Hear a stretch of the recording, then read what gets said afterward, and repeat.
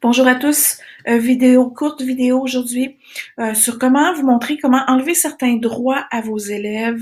Parce que dans Teams, lorsqu'on démarre une réunion, spontanément, vos élèves ont les mêmes droits que vous. Ça veut dire qu'ils peuvent projeter leurs écrans, ils peuvent enlever, désactiver les micros des autres élèves, ils peuvent aussi supprimer certains élèves de la réunion. Donc, on va entrer dans une de mes équipes ici. On va démarrer une réunion.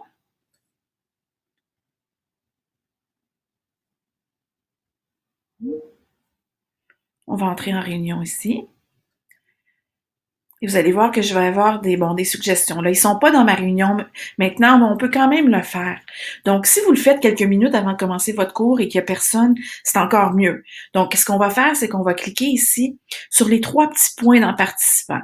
Si vous voyez pas votre bande de participants et que disons que c'est fermé comme ça ici, ben vous allez la retrouver avec le petit icône ici des participants et vous revenez ici, vous allez cliquer sur les trois petits points et vous allez gérer les autorisations. Ça va vous amener vers une autre page. Bon. Et c'est ici qu'on doit faire des changements. Donc, qui peut éviter la salle d'attente? C'est aussi ici que vous pouvez installer une salle d'attente au début de votre cours. Comme ça, vous pouvez peut-être les saluer un par un. Donc, moi, je vais dire qu'il y a seulement moi qui peux éviter la salle d'attente. Donc, tous les autres vont devoir y entrer. Et qui peut présenter?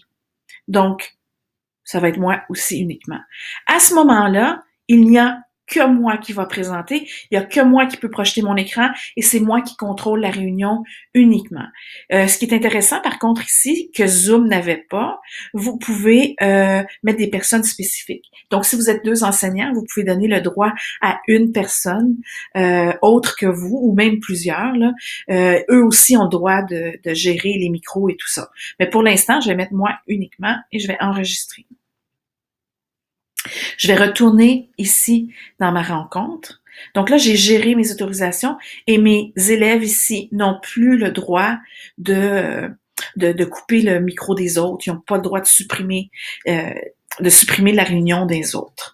Donc, c'est comme ça qu'on le fait lorsque on débute une réunion. Il faut y penser parce que c'est pas automatique.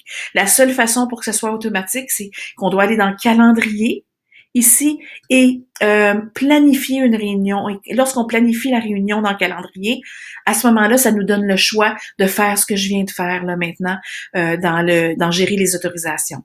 Mais lorsqu'on part ça spontanément comme ça, faut pas oublier de le faire au tout début.